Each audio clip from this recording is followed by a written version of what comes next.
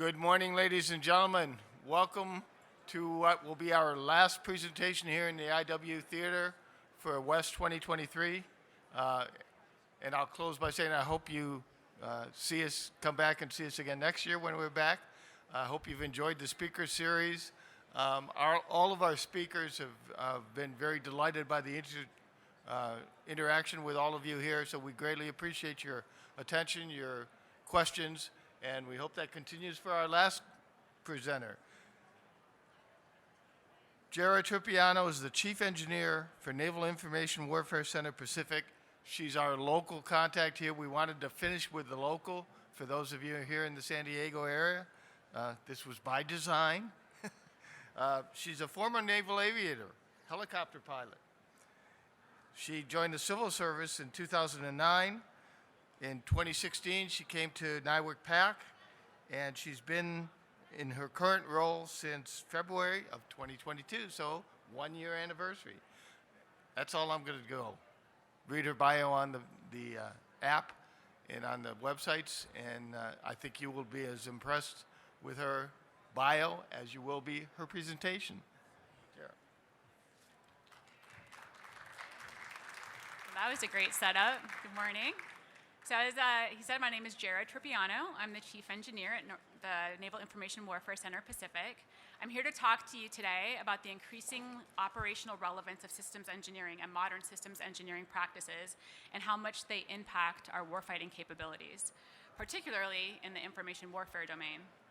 I'll also be highlighting the importance of trust between various communities involved in delivering information warfare capabilities, and how trust and modern systems engineering practices come together to help us deliver faster and help us deliver better. But before I do that, I'm going to take this opportunity on stage to show a brief video that's highlighting the Navy's new Naval Quantum Computing Program Office and its recent agreement with the Air Force Research Laboratory's Information Directorate that gives Navy scientists and engineers access to IBM's advanced quantum computing systems through the AFRL's hub to the IBM's quantum network, providing the ability to explore Navy-relevant problem sets focused on operations research, quantum machine learning, quantum simulation, classic simulation, and crypto analysis. Developing a quantum-enabled Navy is critical for our nation to maintain a strategic advantage in this area. Quantum technology supports the creation of secure communication networks and advanced sensors, giving naval forces unprecedented capabilities to detect and respond to threats. It also offers the potential for improved navigation and autonomous systems, as well as enabling advanced modeling and simulation, leading to faster and more accurate decision-making. In that context, I think you'll see why we're so excited about this opportunity to provide greater access to quantum technology to our researchers, scientists, and engineers.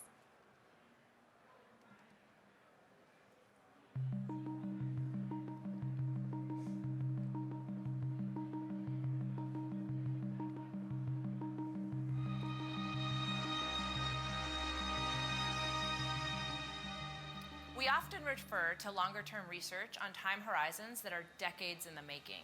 And while that may be true, I'm here to tell you that we are in a race, a global race to maintain our technological edge, and the quantum race is one that we cannot afford to lose. Quantum computing applications are going to be very important to the Navy's future warfighting capability, and this was an opportunity to take the capability that the Air Force Research Laboratory offered us, which we are very thankful for, and implement it across the Navy S&T community. Quantum computing is an emerging research field that has the potential to help solve the Department of the Navy's most challenging computational tasks. Earlier this week, we held a virtual ribbon-cutting ceremony for the Navy's new Quantum Computing Program Office. This new office is dedicated to bringing world-class quantum compute resources to our government scientists and engineers, and starting with IBM Q's Quantum Hub processor. The Quantum Computing Program Office was stood up to manage quantum computing resources to help solve problems of importance to the Navy and Marine Corps. Our Naval Quantum Computing Program Office is a huge advantage for Warfare Center researchers. So as a result of the agreement, what we have is the ability for every single warfare center within the Navy to utilize the IBM Quantum Network. And with the multitude of projects that we have across the warfare centers, this is quite critical towards advancing our technology as well as the use cases for which we can utilize the IBM Quantum processor. Being able to get first-hand experience with real quantum computers is invaluable to our scientists.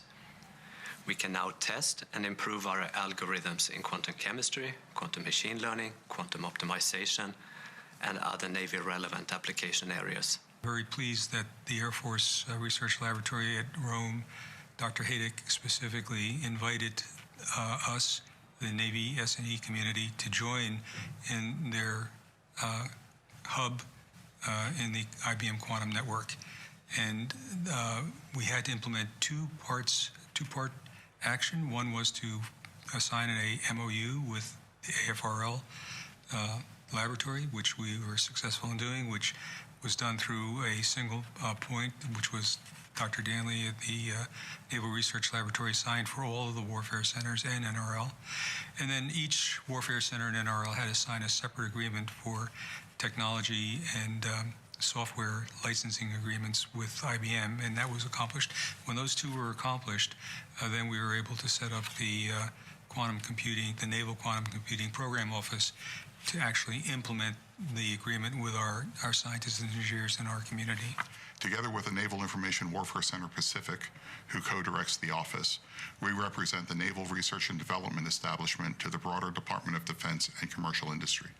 It would take quite a bit of time for each separate warfare center to put together their own agreement. Hence why this one single agreement for everybody is a large success.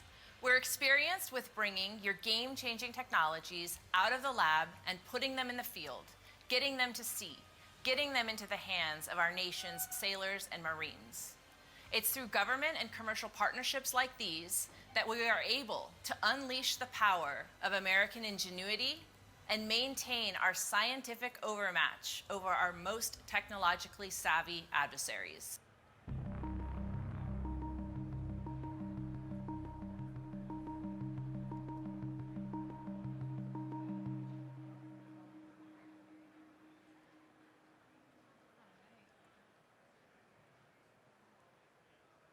Okay, pretty cool, right? Pretty exciting, yes. So if you want to hear more about this program or have any questions after seeing the video, we've got Dr. Joanna Paczynski up here in front. She'll be here till the end of the talk for any questions. I've always known her as a NIVIC Pacific quantum subject matter expert for years, but she's also the Deputy Director for the Navy's Quantum Computing Program Office, and she'll be here for any questions. So with that, I'll kind of start talking about what I came here to talk about. And when I was first asked to introduce this quantum computing video as part of a talk I was going to give on systems engineering and integration, I was really concerned about how I was going to tie those two together, how I was going to shift. But then the more I thought about it, the more I realized it was really the perfect way to begin this discussion. As we all know, the pace at which we are discovering and maturing new technology is happening at a faster and faster rate. Systems engineers across the defense industry have to consider this in everything that we do. As soon as the quantum technology is ready to integrate and to provide capabilities that will benefit our warfighters and give them advantage over their adversaries, we need to be ready to integrate it. So while we are working hard to rapidly deliver advanced, resilient information warfare capabilities today, we also need to be laying the groundwork in our battle space and prepping it to receive tomorrow's advanced capabilities, even the ones that we haven't envisioned yet. So the first thing I'm going to talk about is the role that trust plays in all of this. Anytime you want to do something quickly, particularly something complex that involves more than one party, you need to have trust in order to succeed. One of the famous leadership authors, Stephen Covey, says trust is the one thing that changes everything. And I think we can all agree that delivering information warfare capabilities is complex and it involves more than one party. And in today's environment, in direct competition with peer adversaries, with technology advancing at a rapid pace, we also need to be able to deliver these capabilities quickly. Modern systems engineering and integration practices are a key enabler in our ability to do this. However, how we engineer the systems directly impacts our ability to build upon them with new capabilities and technologies that our operational community needs in order to win. And we want to do this in a way that builds trust, and we need trust in order to enable us doing this. At NIWC Pacific, and in partnership with Naval, PEOs, the National Research and Development Establishment, industry, and academia, we are working to deliver capabilities that leverage several cutting-edge and rapidly advancing technology areas. I'm not going to read this list to you, but I believe you'll recognize that these are capabilities and technologies that are critical to supporting the evolving CONOPS that the naval and joint communities require in today's fight. And they are evolving quickly. Old school practices of documenting gaps and identifying solutions that are years away from implementation are OBE. By then, the threat, the CONOPS, and the technology available will all have changed. So we have to change. Not because practices like DevSecOps and model-based systems engineering sound cool, but because they enable us to deliver on this list and others in an operationally relevant timeline. It's easy to see how technical advances in the areas listed here can impact warfighting outcomes. Technical advances in how we implement, design, develop, integrate, test, and deliver them can impact whether those advances are available for the warfighter to use. We have to innovate. We have to take innovation on how we deliver information warfare capabilities as seriously as what we deliver. And this isn't as easy as it may sound. It's a cultural change, and there's uncertainty involved. We know that in order to compete with today's adversaries, we need to deliver quality products and deliver them quickly. We know we need to be able to evolve and change. We know that we need to be able to evolve and change CONOPS and react to that. We know that decision advantage is going to play a key role in the next fight, and that achieving decision advantage relies heavily on the capabilities that we provide. We know that there are things that we don't know. There are some predictable unknowns, and we have to consider them. We can think ahead about things that may go wrong and ensure that we design with those things in mind, things like resiliency or composability. But there are also the unknown unknowns. Engineers hate those, right? Hate those. Future threats, evolving CONOPS. All of a sudden, the requirement has changed, and we need the solution now. This is where things like executable engineering models come in handy, right? Something changes, and we have to quickly adjust. Or individual system models that aren't integrated. It's hard to do that with a stack of paper design documents. We need to have integrated models. This is where modular architectures that are ready to accept new technology help us. Where continuous integration, continuous delivery pipelines that deliver new analytic or cybersecurity patches matter. And we have to have architectures and tools that enable us to adapt to these unknown unknowns. This takes deliberation and a coordinated effort. I'll talk more about modern systems engineering tools and practices that help us to move fast, but first I want to re-emphasize the role of trust. To deliver the right information warfare capabilities quickly, multiple organizations play a role. The warfighter provides demand signal and feedback on what they need. End-to-end capabilities typically require multiple systems and ownership of the technical baselines for those systems across technical teams, government organizations, and government industry teams. Operational leadership wants to ensure capabilities that are delivered are functional, resilient, usable, and maintainable. For these organizations and communities to move quickly in the same direction, we need to have a foundation of trust. Time spent on competing priorities, validating information with another team, or miscommunication is time wasted. Modern engineering practices help us to do this with the authoritative data sources, rapid feedback loops, automated testing and user-centered design, and better transparency between teams. It's an inconvenient fact of life in today's naval information warfare environment that we are carrying technical debt. We have platforms that have old networks, monolithic software, in old languages, applications and dependencies on services that are outdated, and other legacy issues. We can't solve them all at once. But by using modern systems engineering practices, we can identify where going faster provides the most value and help resource managers actively manage this technical debt to make smart, prioritized investments as we continue to modernize. Sometimes there are trade-offs involved, where user-facing functionality may need to be traded in the near term for an investment in an architectural update that will help us to go faster later. And that's a hard decision to make. It's really hard when we're being judged on our ability to deliver a new capability. How do we communicate that trade-off? How do we build the trust required to enable those difficult decisions?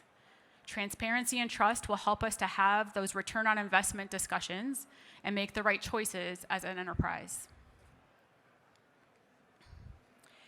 How does system engineering processes help to build the trust that we're saying that we need? Let's start with innovation. We can get an early look at the impact of an innovative technical solution through modeling and simulation. We can conduct meaningful analyses of alternatives with authoritative data. Agile development and open standards are all about transparency and communication.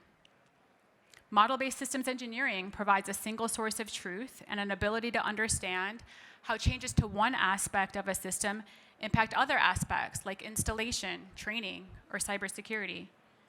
User-centered design is a tremendous opportunity to build trust with the warfighter and enable them to accept new capability quickly without so much concern about training and documentation because it's not as needed. Data strategy elements like API-first design build trust between engineering teams who can now modify their code and update capabilities while confidently relying on the interfaces and data exchanges they need from other pieces of code in the environment. Automated testing is a critical enabler to going fast, building trust between developmental teams of interfacing systems and with the operational community that wants to know that the functionality of their system has not been impacted by a new change. Digital engineering has something for everybody when it comes to resiliency, rapid delivery, and building trust. Defense and naval leadership know this. The guidance is out there to drive implementation and adoption of modern systems engineering practices like digital engineering and DevSecOps. And there are visible investments being made in these areas: the Naval Integrated Modeling Environment, Advantage Jupiter, DevSecOps pipelines. There is an increased recognition of the importance of how we are developing and delivering capability. It matters at an operational level. There are enterprise efforts and pockets of excellence advancing digital engineering transformation across the DoD.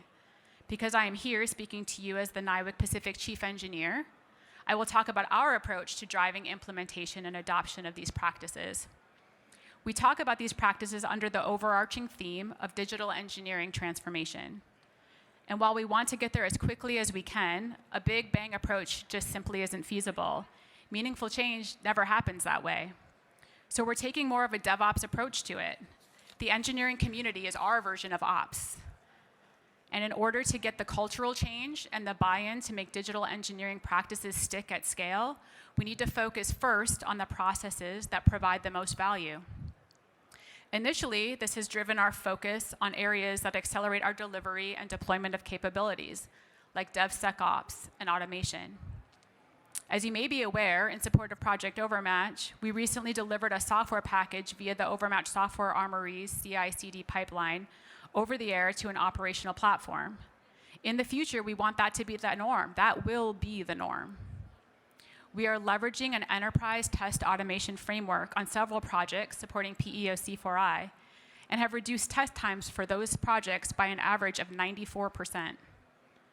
While we're marching out smartly on providing training, tools, and environments to enable digital engineering transformation, we're also working with the engineering community directly through forums like one we're hosting tomorrow in celebration of Engineers Week to get their input on where to focus in alignment with the 5 goals of the DoD digital engineering strategy. Where should we focus to get the most bang for the buck at NIWC Pacific? We can adjust our backlog of digital engineering capabilities and advance based on input from our users, which ones provide the most value. Our technical community will let us know. Other initiatives in work include user-centered design training, model-based systems engineering training, LiDAR scanning, advanced manufacturing, and more. We're working hard to ensure digital engineering transformation is real and not a buzzword, and our strategy is to do that by taking incremental steps, focusing on where we can add the most value to what we deliver. We're highlighting exemplars and showing each other what can be done. We're talking about business value and how to communicate it with sponsors in cases where increased investment in time or money in how we design, develop, or integrate will save time or money later in installation, training, or updates. We're working on community and we're working on culture because that's what it's going to take. NIWC Pacific's overall strategic initiatives are listed up here on this slide, and they include Think Big, Go Fast, Think Warfighter, Go Tough, and Culture. Think Big is about innovating and pursuing disruptive technology. Go Fast focuses on being risk tolerant and delivering capability at the speed of relevance. Think Warfighter is our effort to ensure the capabilities we deliver are as easy to use and maintain as we can make them. Go Tough is all about delivering systems that will survive and win. Culture underpins them all and is a deliberate effort to inspire our workforce to be agile, innovative, and high-performing. Engineering transformation plays a piece in every single one of these initiatives being worked. And while we're working many of these initiatives internally to learn and to develop minimum viable products, we're engaging with others at the PEO, Naval, other warfare centers, and other services to share what is working for us and to learn from them and their initiatives. And now we're back to trust. I strongly believe that these digital engineering practices are trust builders. Engineering teams gain trust through single sources of data and managed interfaces that they can rely on when designing in a distributed environment or with interfacing systems. Trust is built between warfighters and technical teams when we provide them minimum viable products, take their feedback, and then implement their feedback in a meaningful way and in a meaningful time frame. When they can see the change that they recommended coming to fruition, it's powerful. It makes them want to speak up and provide additional input because it's valued and the impact is real. And the trust between leadership and the technical community and the technical workforce benefits as well. The workforce is better enabled to do their best work with modern tools, resources, and training. They can more easily see the difference they're making when the capabilities they worked on last week or last month are being implemented in operations. The energy and the reward that provides to a talented engineer is priceless. In an environment where we, the defense industry, both on the industry side and on the government side, are now in direct competition for talent for the same skills with the commercial industry, that sense of reward and making a difference is vital for employee retention and productivity. And we can provide transparency up and down the leadership chain that allows us to take calculated risks, the kind of risks that have payoffs in advancing technical capability. We enable trust between government and industry too, which is absolutely vital to our success. We can't do it without each other. By using data, open data standards, and digital artifacts, we can work quickly at the speed of trust to deliver capability. But by providing better access to operationally representative digital environments through shared models, representative data, and integrated rapid innovation labs, or IRILs, the government can better enable our industry partners to focus on their areas of expertise and allow them to spend less time on developing infrastructure required to prove it. There is still a lot of opportunity here, and we can build upon each other's strengths to provide better outcomes for the warfighter. Transparency and partnership are the key here, and we want to be a team and we think that digital engineering is an enabler for that teaming relationship. We don't have to look far past today's headlines to know why our delivery of advanced information warfare capabilities is so critically important. But it is also important for us to recognize that the how matters. In an environment where we need to deliver resilient capabilities at a speed of relevance that is getting faster every single day, how we deliver those capabilities has an operational impact. It is an operational capability. It enables our ability to adapt and react to the next changing ConOps or technology that will keep us ahead of our adversaries. To do this, we must continue to build trust and continuously improve our systems engineering practices. Thank you.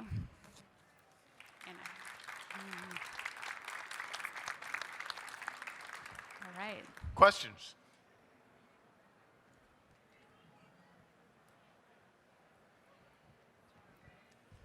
Thank you for that.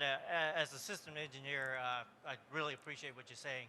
My name's Larry Lewis, by the way. I work for Oracle. And on the other side of my life, I'm also an Intel officer. Glad to see that we're leading the way in terms of quantum and other activities. My question is, with respect to automation and the way we're rapidly fielding things, you know, things are becoming more autonomous, where we have a machine learning algorithm that's just taking over what manual people would do, right? Your IS-2 is out of the loop now. The question is, as these systems become more complex and a black box, right? And if they go down, it's almost like a depot level repair. I can't get my IS-2 to repair that box. What is being done to think about the life cycle management of that, per se? Right, so I would say a couple things, right? You know, as we develop our capability to integrate some of this newer technology, we really have to think about what the resilience of that is, right? So having backup capabilities to shift to, having the ability to reconstitute, you know, is something we think about. We also think about, you know, not just the box going down, but in some cases, some of these more advanced capabilities are shore-based or require compute that we can't have out on the tactical edge. So losing the connectivity is the same as losing the box, right? And so really, it's a partnership to understand what the ConOps is, what are you know our alternate means of communication or ultimate means of having that capability, kind of the backup plan, and then thinking about our ability to reconstitute things very quickly and what reachback's required for that. So definitely something we think about. The more dependent we become on technology, the harder it is. I mean, I used to be pretty comfortable not walking around with the cell phone, but my goodness, if I don't know where it is right now, I'm pretty scared. And so we want to make sure we're thinking about that as we provide these capabilities and the warfighters become more dependent on them. Enjoyed your talk very much, man. Nicely done. You know, this world is awash in data of all different kinds, and almost everything is inherently a systems engineering question or analysis or aspect and so on. But there's still a lot of stuff out there, and it'll be this way for a long time, that the data, the questions are inherently subjective. There's stuff that's captured in the minds of expertise about judgment. You just can't put everything into easy, definable numbers that you think you're making a good decision, but there's all sorts of uncertainties in the subjective elements and the qualitative elements, things like that. In your role and it's your organization, how do you balance the knowable details with the other things that are clearly going to be a part of making the best decisions? So I think my answer to that would be what we're really trying to focus on is automating and making some of those things that aren't so qualitative easy and automatic to open up cycles for folks, for managers, or for, in the case of the warfighter, for them to focus on tactics and really be thinking of those, you know, forward-looking or those qualitative decision-making skills. So the more time that we can save them in maintaining a system, trying to figure out a user interface that's not intuitive. I mean, we want to make some of those things just so simple that they spend almost no time on it, and that frees up their cycles, because there are things that the machines can't do. And I think there will always be things the machines can't do. And what we need to do is make sure we have the machines do the right things, the things that machines are good at, so that we free up humans to do the things that the humans are good at. Cheers. Again, appreciated the talk. Incremental digital transformation, et cetera. Exact way to go. A lot of challenges, obviously. Always good to get a perspective, especially from yours as a chief engineer, as you see the challenges of process, tools, a lot of different organizations, different levels of where they are in maturity, et cetera, et cetera. This is maybe a 50,000 foot view question, but what do you see as maybe the one key, let's get it moving issue? Is there a key problem that you see? Is it adoption of a single tool or moving forward on a process? Usually things devolve into that, but do you see anything that's like a clear, boy, if we could just get past this would open up the floodgates and move us forward? So Right. maybe a general question for you on that. Okay, so at the 50,000 foot level, I think the key thing is trust. Actually, which is why I talked a lot about that, because I think there is a lot of just maybe organizational friction that stops us, makes things harder than they need to be to move forward. In terms of some specific technical processes, the ones that I will say I'm focusing on right now, one, because I think they're big bang for the buck, and I also think they're relatively low-hanging fruit that we can get after. One of them is test automation. I really think we do, too much of our testing, and there is a lot of test automation, don't get me wrong, we do it. But I think there's more opportunity for that so that we can move faster and spend less time in test, and I think that helps us with quality and it helps us with speed. So I think figuring out how to do test automation at scale is really important. A lot of the things that we do, we have pillars of excellence, people that are doing great jobs in specific systems, but then getting that capability at scale can be a challenge. The other piece I would say is just software architecture is another piece. We for years and years and years have been developing systems based on a requirement for what this system needed to do all by itself. So we've got a lot of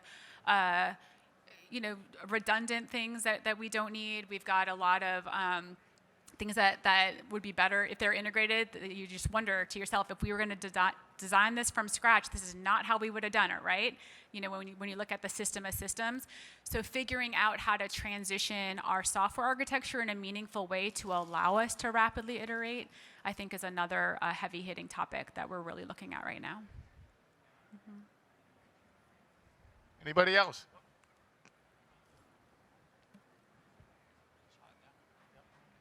Hi, Jara. I just had a question for you in regard to C4I systems engineering for unmanned surface vessels and associated challenges with that. All right, so for unmanned, when you asked that question, I first jumped back to my most recent position before this one. I was involved in cybersecurity engineering, and there are unique cybersecurity requirements associated with unmanned vehicles. They're out there alone and unafraid, and have different requirements on the cybersecurity side of the house, anti-tamper, all of those types of things. The other piece with unmanned that I think we really need to think about is, the simplicity, or making it as simple as we can to maintain. So there's not a maintainer out there. If something goes wrong, nobody's out there physically to hit a reset button. Like, what are the things that we can do remotely, that we're not used to doing remotely. So I think there's a lot of challenges there. And then just the communication, right? As reliant as we are on communication on manned platforms, coordinating and working together, now how are we extending that to unmanned platforms who don't have a decision maker on board? How do we give them that AI or whatever we're going to make that decision maker on board the platform, and make that resilient, possibly in situations that we're not able to predict? Great question preceding this, which you talked about communication and resilient communication. So I'm from Persistent Systems. We develop mobile ad hoc networks. There's 5G networks. There's Link 16, all these other networks that are out there.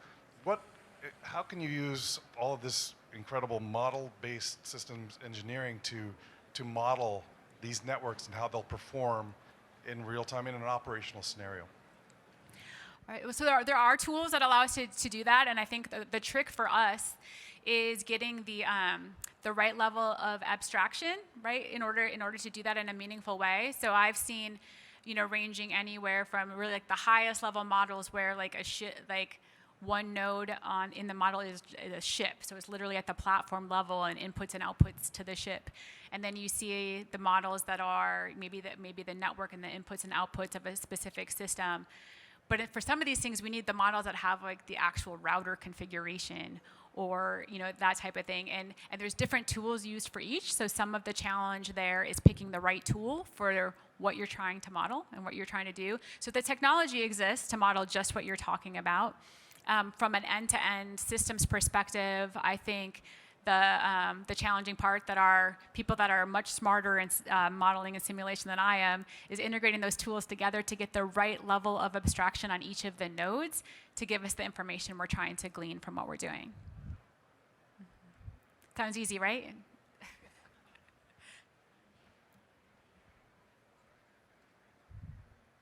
Hi, my name is Viviana. I work for Naval.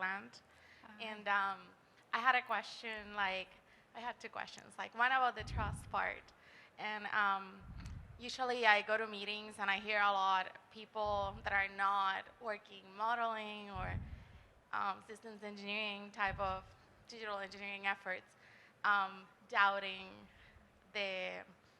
how much value those things add. So I guess my question is, to build the trust, what are we doing to teach people the value that it adds to our organizations, the digital engineering transformation efforts that we've been working on for years? And the other part was for models and plugins and all those things, is there any initiative to try to start working together to see what everybody plugins and things have been, because everybody's I've been here and everybody's working their own plugins and things that could be useful for everybody, but in a vacuum. So Okay. I kind of wanted All to right. see if there was any initiative to try to work together. Okay, so I'll talk about the second question first because it's maybe, I think, a little easier than the first one. So in terms of working together, I know at the NAVOR level, we have our communities of interest all located together, right, at the NAVOR communities of interest. And so I would say where I'm hoping we're sharing those types of things is the MBSC community of interest and folks bringing in what they're discovering, what they're using, again, so we can learn from each other. I see that as the biggest tool, at least within the NAVOR community.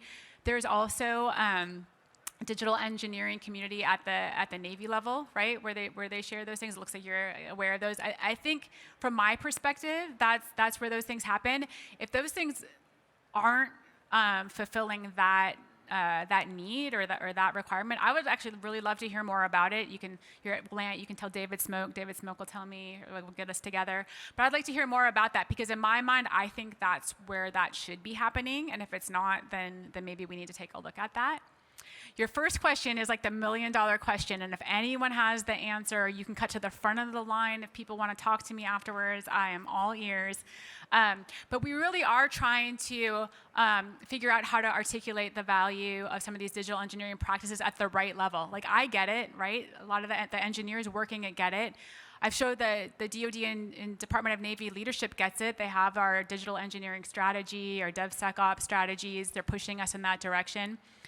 It's really hard for the folks that are managing the execution of projects. I think when they're looking at, I have to get to this ship at this time, I have to get this thing done, and they have these deadlines and these specific requirements, and it's very hard to invest upfront and early in some of those things that we think will save later. So one of the things that we are working with right now is our cost estimating team at NIWC Pacific and trying to work with them to articulate, if you spend, I'm just throwing out, these are not official numbers. If you spend $200,000 on user-centered design up front, how much money does that save you in training and sustainment and documentation later?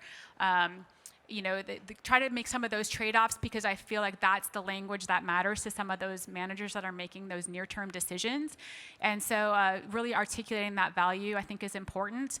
And that's one of the things, when I try to talk to everyone here today about considering the way that we do engineering part of our operational capability, that's that value proposition that's my attempt to communicate that value proposition of why it's important. But I think nothing speaks more than those numbers on paper and X months of schedule and Y dollars, right? And so we are actually trying to put pen to paper and figure that out just as an additional approach. The other approach we're taking is really highlighting those exemplars where people have really succeeded. It really speaks a lot, more so than me saying digital engineering is a good, if I say MBSE is a good idea, people might nod. But man, if an engineer on a project used MBSE and can say, oh my goodness, thank goodness I had that model, because when the next baseline came out, it saved me 6 months of work that I would have had to redo, or whatever the case is. That's what really sells it at the engineering level. That's why we're taking more of a grassroots approach and DevOps approach at NIWIC PAC to implement it, because I think it really has to come from that execution level. And we have to help those engineers articulate that business value to the APMs that are funding them. Anybody else? All right. Thank you, ma'am. All right. Thank you. Thanks, everybody.